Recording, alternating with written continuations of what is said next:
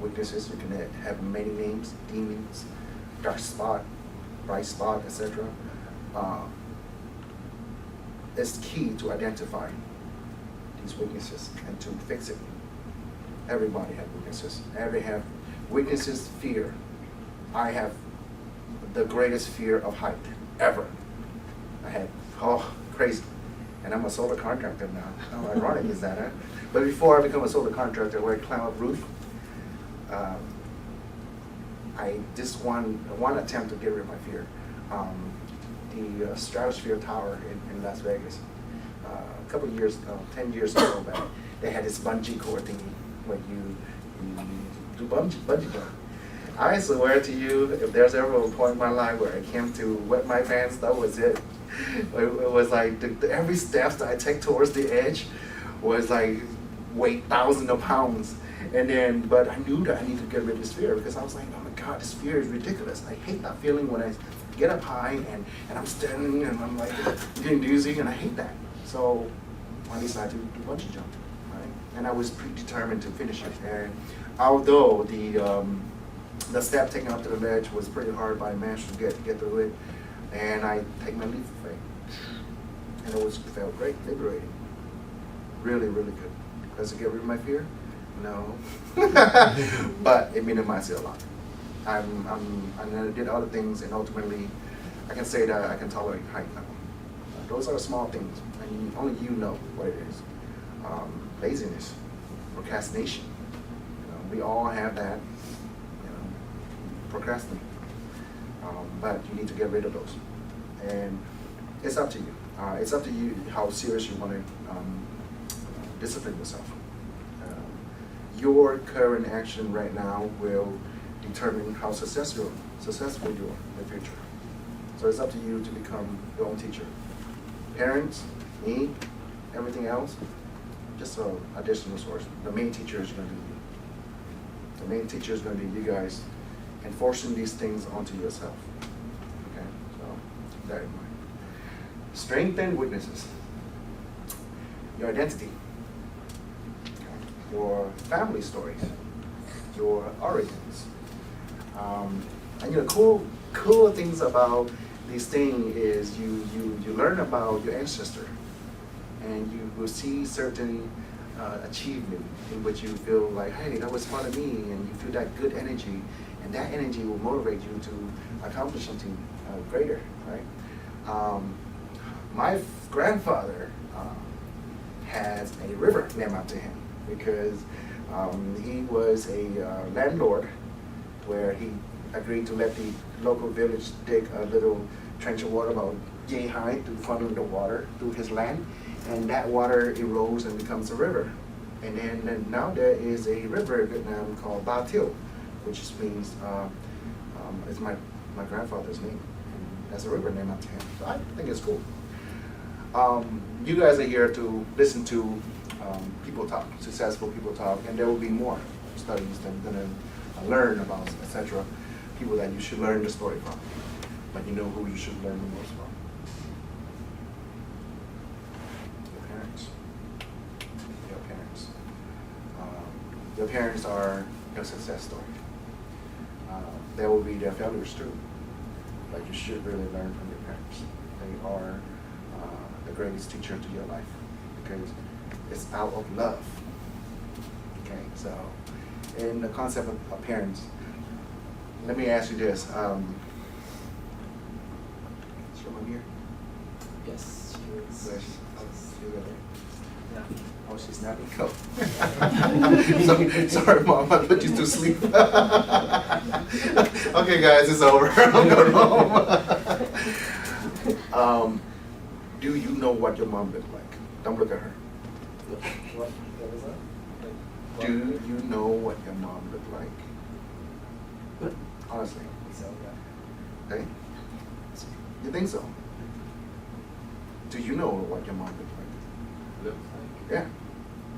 like 10 years ago or something. No. Right now. Do you know what she looked like? Oh, yeah. You sure?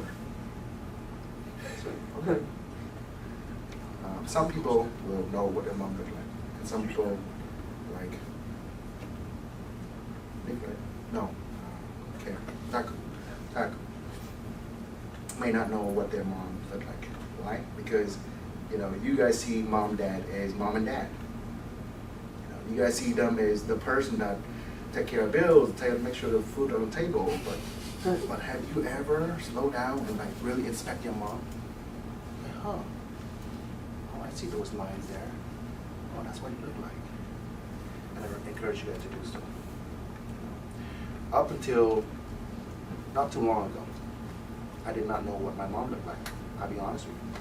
Because I always see her as an image. My mom. Oh, hi, mom. It's a long day at school, long day at work. Okay, bye, mom. I go to work, I go to school. Right? But you need to understand. You need to really, recognize what your mom and dad look like. To see them as who they are. To see them for their struggles. To see them for everything they have done for you. Because they might not be around here forever. A lot of these cases where parents pass away unexpectedly and children forever hate themselves for like, oh my God, I really don't know what my mom and dad look like. It's true. I encourage you to really let your mom and dad, and they're gonna think you're weird, like, why are you staring at me? But just get to know your mom and dad and appreciate them. Okay? Everything they do is for you guys, and should show more appreciation. Appreciation. Part of my study, I have learned how to live in the present, to understand what's happening in the now. Earlier today, before I came here and I kind of took a little photograph of this room, and I did a quick 1-minute meditation, and I just cleared my mind, and just be in the moment, to channel your energy, to channel each one of you guys' energy, to make this talk more personable, to make the talk more real, but live in the present. If I discuss this subject more, it's going to be hours long. So the general message is live in the present. Okay? Forget about the past, and don't hope for the future. Just live in the present and maximize the number one thing that is the most valuable things in this world. Nick, what do you think that number one thing is?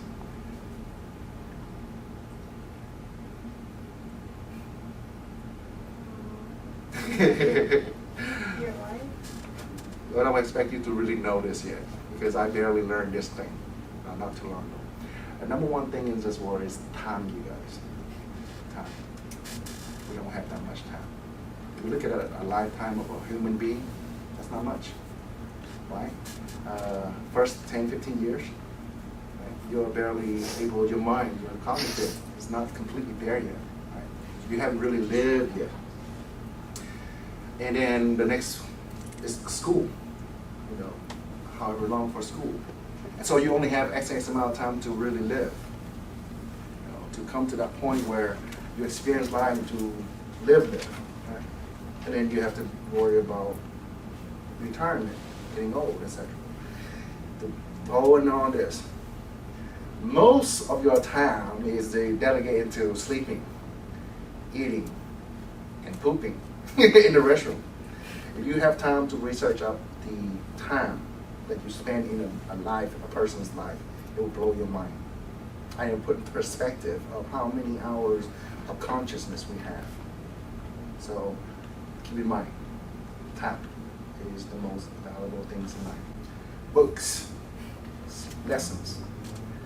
Part of my way of learning, pretty unique, I guess. I did go to UCR. I did finish my 4th year. I did the whole, I was a physical therapy major until I get to the phase where I begin to job shadow doctor of physical therapy at the offices. And I was like, man, I'm not ready for this. I don't see myself in the office. So I quickly changed my major. It took me a long time to finish my 4-year degree because I have a lot of unnecessary credit. I just take classes because I like them. I have so many sociology classes that doesn't do anything, but yet I love them. I took them. Psychology classes, history classes. I'm very proud proud about the fact that I'm a history buff, especially the Vietnam history buff. I know my history pretty good.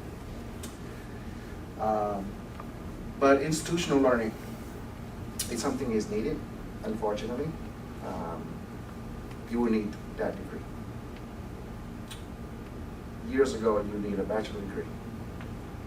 During the industrial revolution time of America in the 50s, where most of the workforce are, hard labor guys. Those that carry a bachelor degree from a university are the standout, so they're embraced. Okay, so that's when these college degrees are very needed. It's actually on the reverse trend now. So many college degree people, and yet not a lot of technical people. Right? And I'm in a position to do hiring for certain key aspect of my operation. And as an employer, seeing an MBA in business or something, that doesn't really impress me that much. But I like to see some people that went to technical school and got an engineering degree, and they actually had an apprenticeship somewhere. They actually know how to do the work. So with that in mind, knowing what is available, knowing what the demand in the current and the future industries is, and cater that would be ideal. So earlier talk I said about doctor, lawyer, and I encourage to rethink it to be your ideal career choice. Well, don't let me talk you out to become a doctor. Continue to become a doctor, but make sure you do it because of passion. My niece, Vivi, she just traveled to Costa Rica as part of her medical, medical services to people there. She's currently in Japan right now for her medical trip too, and she passionately wanted to become a doctor. If you do so, please, by all means, become a doctor or a lawyer. But make sure you do everything out because you love the profession, not just because it's pressured by the social status quo. You become this, and in order for you to have that, you have to become this. It translates to my next subject conversation, the concept of a rat race. Robert Kiyosaki is he doesn't know this yet, but I put him up there as my business god, I guess. The cool thing about Robert, I read this book, up to date, probably read it 8 times. I read his book 2005, 2006 or so, and I love it. Besides the fact that when I was in Hawaii, when I was reading this book, Robert is from Hawaii. Who here has traveled to Hawaii? Pretty sure that's a lot of you guys, right? Right, good. How many of you guys seen this one single store called ABC store? All right, you seen that, right? In this book, his rich dad owns the ABC stores. How cool is that, right? So in this book, and how many of you guys ever read this book? Who read it? Was it powerful? Pretty good? Yeah. Pretty good. Pretty good. Simple concept. Nothing as far as, you won't find no award-winning type of writings. It's just pretty much black and white. That's pretty much, here's black, here's white, here's a rice, and here's some soyu to put on top of it. And this message is very clear, direct, and I love it. I soaked in every word of it. And I thank Buddha for his teaching. I thank God for his teaching, because it's changed my way of thinking business. It detached me from having this way of thinking, right? And that way of thinking is what he coined the phrase, the rat race. The rat race is basically, okay, you go up your school, you're going to earn a bunch of debts through your school, and you become a doctor. And you're supposed to get a big house because your family are saying that you are a doctor, your relatives are saying you're a doctor. You are expected to buy a big house and a big car and a beautiful wife, right? And then you come with a doctor with a very good salary. You are paying more, a big mortgage, paying for a very expensive, costly car, and then you are drowning yourself with these residual bills, and you keep going and going and going and going. And by the end of your life, you will regret most of it. So that is the rat race. The rat race is such a concept. And in such a concept is what a lot of Americans are in right now. They cannot afford to take a day off. They cannot afford to take a day off to tend to their children because of that. So this book is great. It teaches a lot. Financial independence is the main message. And I encourage all young students to read this book. It's pretty easy to digest. It's pretty cool. It's written by an Asian American. Wait, is it written by a Japanese American? Better yet. Yeah, and the message is very real, guys. So if there's ever one book in your whole life you're gonna read, I recommend it to be this book and your religious book. So let me get back to in business and development. This is the book that everyone should read. Very, very good book. I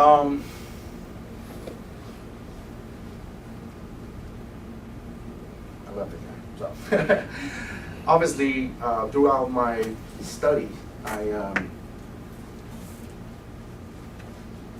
and helped by Suzette Long to identify this key field that I need to study.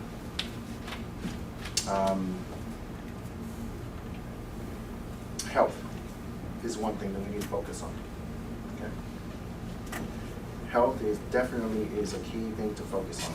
I am a vegetarian, and it's heavily influenced by the books that I read about how the food industry is, how the meat are being produced. Don't feel pressure to become vegetarian now. Just go out there and do your own reading about health. Take your time. After this talk for the student, you feel like there's a whole bunch of stuff you're supposed to study, and it's supposed to, but you don't have to do it one day. Like whenever you finish your schoolwork, whenever you finish your physical activities, if you have to have a leisure book, pick up one of these books to read. I hate to say it, but I don't recommend watching TV. There's other things to do. Book is cool. Book is good. Coming from a jock, I love to learn to read books now to replace MTV, to replace New Jersey Shores, Jersey Shores, or those MTV or whatever Kardashians or oh Lord, that thing is just kills me. Don't watch those things. It burns your brain. It kills your IQ. Replace it by reading some of these cool books and learn to make it cool. So throughout my ventures, I have learned to identify a few key field study to focus on. Health being that, all right. Religion. Okay. To find a good religion, religion is great. Religion is there to provide us with morals, values, with disciplines, with respect. The reason why you respect mom is largely because of religion and our culture taught it, and it's a beautiful thing. Would you like your parent? Would you like your kid to respect you? Absolutely, right? So vice versa, you have to respect your elders, etc. And religion is largely a key for that. The religion also provides you with this one key thing. This is faith. Faith is really important, guys. Faith. Faith will carry you through the weakest moment in your life. And everybody's gonna have those weak moments. I was tested with such a moment not too long ago. My son, my first son, his name is Luke. He was born only 24 weeks old. For parents out there, that's very young, very, very young. He was only 2.3 pounds when he was born. And you can see his intestine. Pretty, not an image that I want everybody to see. But needless to say, he has a lot of problems, lungs problems, heart problems, and I was tested. I was tested with my strength, my courage, everything was tested. Because you live and die with every breath he takes. Every time you stop breathing and the doctor resuscitate him, you die with him. And after a while, drain out. So the first day when Luke was born, I had a beautiful experience with the power of prayer. I ran into a gentleman by the elevator, and he saw how drained I was, how low in spirit I was, and he asked me, "I'm okay?" And I said, "Yeah." No, I'm not okay. Like, my son was born not too long ago, and I don't know, he didn't make it. You know, and I need to be strong for my wife and my family. So this gentleman asked me one thing, which kind of shocked me. He asked, "Can I pray for you?" You know, and I was born a Buddhist. I practice Zen Buddhism. Christianity is something that I brush with. I went to Bible study before, you know, etc. But this Christian gentleman held my hand in front of the elevator, and he prayed for me like that. And I was, during that time, I was really low in strength. And I felt his prayer. And his prayer was powerful. His prayer was rejuvenating. After that prayer, I felt like, oh my God, I feel so strong now, again. You know, and so it enabled me to be strong for my wife, be strong for my family. So faith is very important. I believe in the power of prayer. I'm a scientific man / a believer in prayers. So faith is very important. Understand that, and I allocate some time to study into that. So religion, politics is important. Current events. It's asking a lot for students to keep up with all this information, but that's what we need to succeed now. So, why politics is important to know. When I started here in California, it was a great timing that I started a company, largely due to this one factor. I was in Taiwan. I was surfing YouTube in the hotel. And I caught this speech by this senator from Chicago in 2008. Senator from Chicago. His name is Barack Obama. And it was amped up to be this next rising star in the politics scenes. And so I listened to it. And he was passionate. Oh God, it was passionate. The guy is a speaker. And along his speech, he said, you know, alternative energy movement is something that we should be embracing for, because that is going to be the way of the future all along the line. I took that message and I said, he is going to be the president in the next couple of years. And if he said he's going to be vowing for this thing called alternative energy, then I need to look into this. Okay. So obviously, after further research, in one of his papers, he said that the current incentive structure will be much, much more to promote alternative energy. I was like, oh, great. And within the alternative energy field, it narrowed down to this thing called solar. And during that time, I was a vegan. Why I was a vegan? Well, I don't want to contribute to the destruction of the world, because I believe in the good Mother Earth. And I was a vegan for that reason. So and I thought about solar. I was like, oh my God, that's going to be a perfect marriage. Because among one of the research, I also found that for every solar system, for the amount of CO2 that it helps reduce, it equates to planting 1,000 trees. So I was like, as a greenie, as a vegan, I was like, oh my God, I found my calling right there. And I set this goal of installing 500 solar systems so that I will have my way into planting 500,000 trees. And if for whatever reason happened to me, I feel like my system is worth it, because I have helped plant 500,000 trees. Right? That's why I dove heading. I came back to the state. I worked 2 jobs. I worked 2 jobs to find the money to put myself through school and to turn this thing to reality.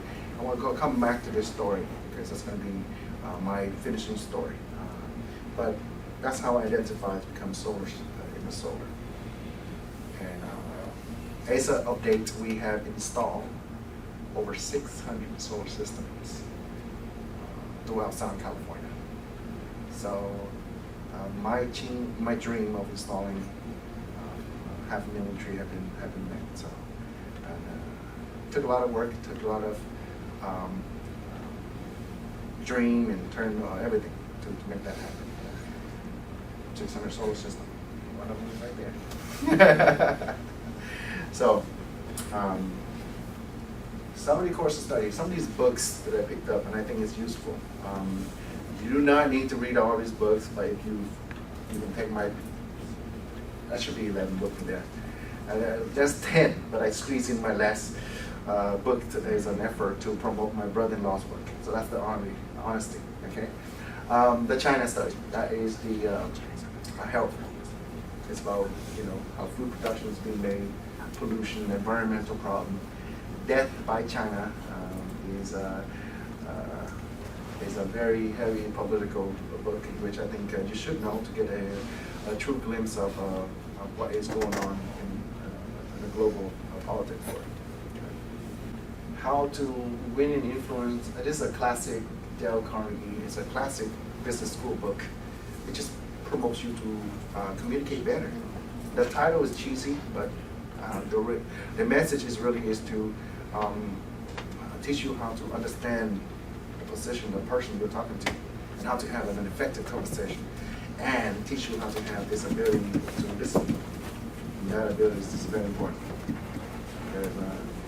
That's why I like to have a one-on-one so that we can talk and listen to the story, so that we can cater my conversation to that. Then I chose this one, but there are actually 5 more of these books that I read on this guy. I hate him so much. This is the worst type of businessman that's everything wrong about business is Donald Trump, and I really don't like this guy. He's representing everything that is wrong with capitalistic, with everything of cutthroat, no heart, you name it. But I have to learn him because you have to study there must be a reason why this guy's successful. That's how I look at it. So I studied. I read 5 more books of Donald Trump. I still don't like him, but and I model myself not to be like him. So that's the thing that you have to do, to learn about people that sometimes you don't feel like learning, but you learn, you extract lessons from it. Now, the next couple books is very cool, and I love studying these things. It doesn't matter what career field you guys choose to be in. I think it's a good practice to learn about autobiography, because people's mistakes and success are documented right there in front of you. You have a chance to glimpse into their whole life, 50, 40 years in one book, and you will find inspirations within these stories. Just like Barack Obama, Dreams from My Father. I felt so small when I read his book, and so you will have a lot of powerful message. You will receive a lot of powerful message, and his story is very similar to our story because he himself is biracial, Nigerian American. So his story is a very, very powerful story. Warren Buffett is another business role model of mine. The message is simplicity. He still lives in his old house that he bought with his wife in Omaha long ago. So some of these powerful figures and their story is something that we should learn from. And of course, there are many more autobiography that I read. Lincoln, Martin Luther King Jr., you name it. But these meant the most to me. And next to Rich Dad, Poor Dad, I think that another one will be very powerful to me, shaping the way I see things, is A Whole New Mind by Daniel Pink. How many of you guys have heard of The Secrets? The Secrets. You have heard of it, right? The Secret is a motivational self-talk book. But the author found her inspiration to that book, A Whole New Mind by Daniel Pink. Very, very good book. And of course, my religious book, my spiritual book is Peace with Every Step. Peace is with every step. by my teacher, not Hong. He is the four leaders into this Zen Buddhism movement. Him and His Holiness Dalai Lama are, you know, teaching you how to achieve happiness through your current state. You can always find happiness wherever you are. Whatever thing, how horrible, how bad your situation is, you will always find positive things from it. And positivity stems positive things. If you live in the negative, then you will continue to experience the negative. There's always two sides of the coins. There's a good side and there's a bad side, and it's up to you to see, to recognize, to be aware of the bad side, but to live the influence by the positive. And so that's just the message. Some of these books have really shaped to, who I am today, and with my own personal experience of traveling and everything I experienced, it turned to who I am today. So, and of course, I'm not Chinese. My brother-in-law, I love him to death. He's a great writer. I'm not being biased here. I'm really is a big fan of his writing. His story is about how on his earlier years he was really rejecting his Chinese ancestry. It was a shame of being Chinese. How not until later in life he found out about his roots, and how he was surprised about all these things about his life story, his family, and how he found courage, he found strength within those stories, and now he is so proud of being Chinese American. So it is a self-awakening story, and that's why earlier I said encourage you to learn about your family history, because you will find inspiration there with your own family stories. You know what I mean? And their struggles, their achievement will become yours because you are them. Okay. So there, those are all the books I read now. Those are those are heavily influential books that I read. And of course, I read many books that are, you always find knowledge when any books you read. So I encourage fun book to read. And these things are what I call fun book, not quite like the Odyssey. Okay, those are not fun book. Somehow turn this book into cool stuff, and you'll be okay. So coming close to our presentation here, I think I want to talk to you about put everything we're talking to relate to my own personal experience, like my own story. This thing called Built to Be in California. I started Big Green California in 2010. Prior to that, prior to 2010, my previous business was Battle Zone, located in Hawaii. It started in 2003. Battle Zone is PC Bomb / Computer Learning Center. You know what PC Bomb is, right? No? Good. That's great. It's a horrible thing if you know about PC Bomb. PC Bomb is where you go together to play online games. And you burn your life there within these online games. Online game is not entirely bad because it's only cool. You got play online games? League of Legends? No? You heard of League of Legends, right? As parents, if your kids play games, don't look at it as an entirely bad thing, okay? Because online game does promote some of this stuff. but if overly, you play too much, that's completely bad. But the hand-eye coordination, all those things are there, but moderate. And kids have some fun. Let them have some fun. Give them some time to be a kid. And if they play online games or interact with other kids, then by all means, make sure you don't curse, don't use profanity and stuff like that. Make sure that their guildmate, you get to know them. And make sure that guild or whatever it is a safe guild. Yeah.